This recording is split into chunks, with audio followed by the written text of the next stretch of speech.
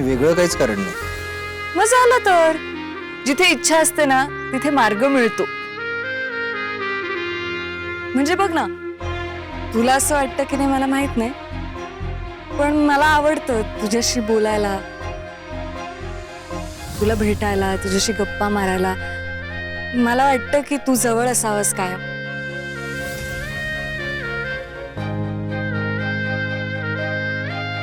म्हणजे मित्र सोबत असले की कसं कम्फर्टेबल वाटतं, छान वाटतं. सो तू मला सांगितलं नाहीस इथे का आली असते? नाही कुठे जात होतीस का? ते मी खानावळीसाठी साहित्य घ्यायला चालले होते पलीकडच्या गावात. सो रस्त्याने जाताना तुझं घर लागलं आणि तुझी नोकरी तिथेच आहे ना पलीकडच्या गावात. म्हणून मी विचार केला की जर वेळा जुळला तर सोबत जाता येईल. तू चालत जाण्यापेक्षा माझ्या बाईकवरच चल. नाही म्हणाली, मी चालत जाईन, इट्स फाईन. तुझी इच्छा बाबा. काय ग, आज कुठे घेऊन चाललीस माझ्या नवऱ्याला? नाही नाही, मी कुठे नाही घेऊन चालले. मी माझी जाते पलीकडच्या गावात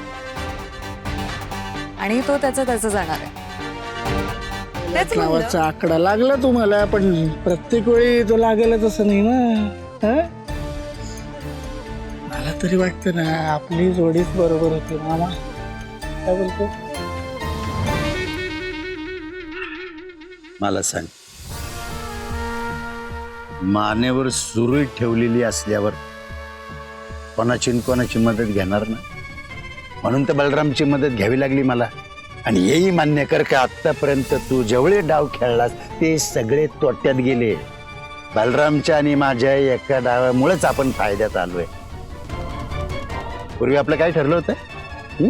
अर्जुनचा काटा काढायचा. पण आता अर्जुन बरोबर ती सवी पण बोकंडी येऊन बसतीये, आणि ते फक्त तुझ्या डावामुळे. कळतंय?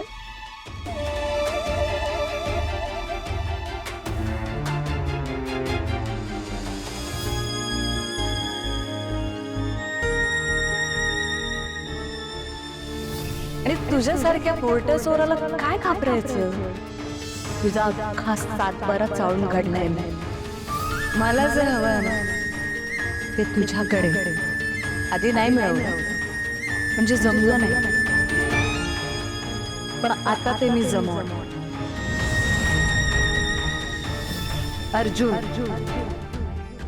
अर्जुन हवाय मला त्याची पटत.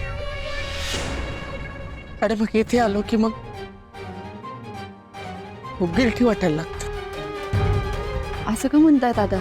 काय म्हणू सावित्रीबाई, इथं माझी बहीण रात्र रात्र एकटी असते आणि तिचा नवरा असा बाहेर असतो. सोबतीला पुढे नाही, मग गिल्ट नाही येणार का? अहो कशाला एवढी काळजी करताय? खरंच एवढी काळजी नका करू आमची. काय घेऊन आलाय? हेच घेऊन आलो होतो. म्हणलं अर्जुनच्या आवडीची गोष्ट आहे म्हणून कुणालाही न कळू देता गपचूप इथं घेऊन आलोय. आज प्रियानं हट्टाच धरला कृष्णा इकडं की तुझ्या आजच्या कोथिंबीर वड्या खायच्याच आहेत. मग तिनं स्वतःच्या हाताने केली. आणि आमच्या अर्जुनला कृष्णाईच्या आजच्या कोथिंबीर वड्या इतक्या आवडतात तुम्हाला काय सांगू. मला आठवते सावित्री मॅडम, एकदा ना त्याची पुण्याला काहीतरी कॉन्फरन्स होती. फोनवर मी त्याला सहज म्हणलं की आज कृष्णानं कोथिंबीर वड्या केल्यात. तर पठ्ठ्यानं काय केलं ठाऊक आहे का? जशी कॉन्फरन्स संपली, काही न खाता पिता तसाच तडक इथं आला आणि आल्या आल्या हात पाय पण नाही धुतले. तर कृष्णा इकडे गेला आणि तिच्या आजच्या कोथिंबीर वड्या खाल्ल्या. आणि एवढंच नाही, परत कॉन्फरन्स साठी गेला. एवढ्या आवडतात त्याला.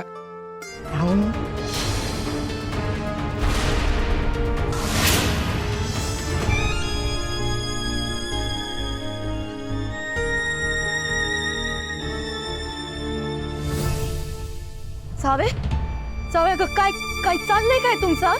नाही मला मान्य आहे की अर्जुन दाजी अक्कल नसल्यासारखं वागायला लागले, पण तू पण त्यांच्यासोबत बेअक्कल सारखं का वागायला लागलीस? नाही तुम्ही ना दाखवा, सगळ्या जगाला दाखवा हा तमाशा की अर्जुन आणि सावीचा संसार काय सुखाचा वैनाच बाबा. येईल मग सगळं गाव मज्जा घेईल. काय झालंय एवढी कशाला तापलीस? अख्ख्या गावात चर्चा चालू आहे की काल अर्जुनदाजी पारावर झोपले होते म्हणून. का झोपले ते पारावर? आपल्याकडे घर नाही, दार नाही. मला काय माहिती त्याची आऊस. काय करू मी? त्याची आऊस? मग काय असं असं गावाला तमाशा दाखवायचा?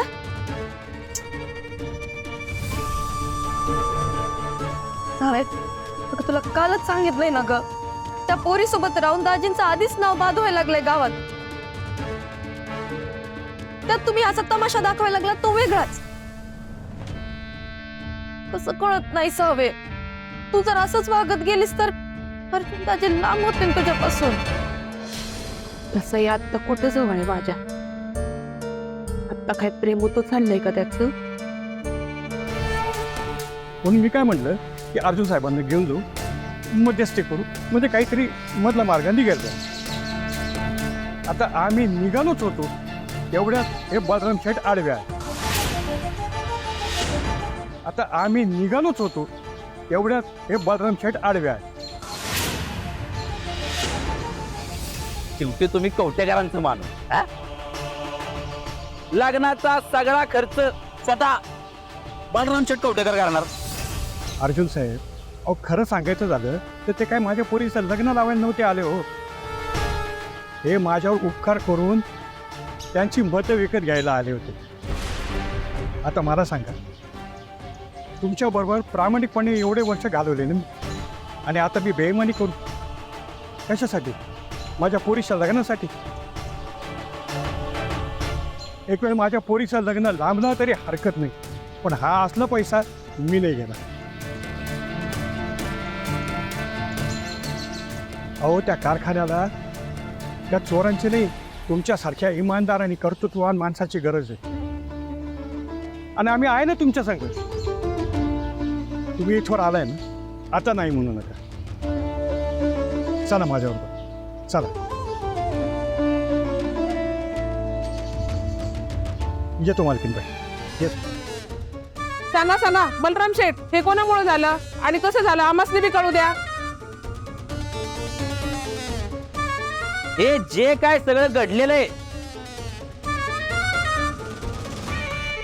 ते ह्या अर्जुनमुळे घडलंय. नाही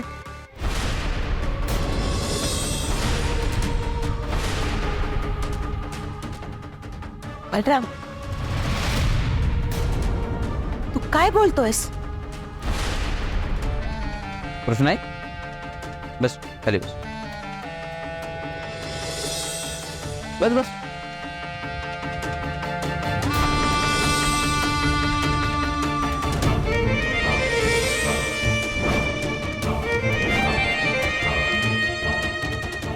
हे बघा, तुम्हाला असं कसं का लाख प्रश्न पडला असतील हा, बरोबर आहे ना? तुम्हाला मी सगळं अगदी इसकटून तपशीलवार सांगणार. मला सांगा, आपल्या भैरव देवाची प्रथा काय? नेमकं आपण जत्रेच्या वेळेला करतो काय? भैरव देवाचा झेंडा डोंगरावर नेऊन लावतो, बरोबर? मग मला सांगा, ह्यो झेंडा लावतो कोण? जे गावातली 5 प्रमुख कुटुंब आहेत, ज्यांनी हे गाव उभं केलं, एवढा मोठा डोलाला सांग.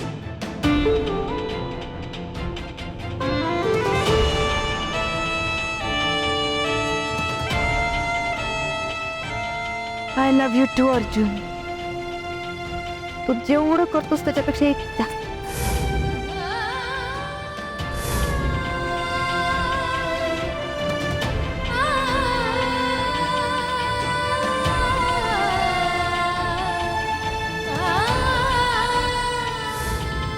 सावित्री, खरं सांगू, तू तर फक्त खोटं बोललीस गो.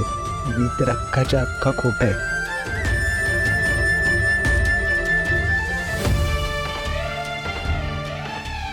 आत्तापर्यंतचं सगळं आयुष्यच खोटं आहे माझं.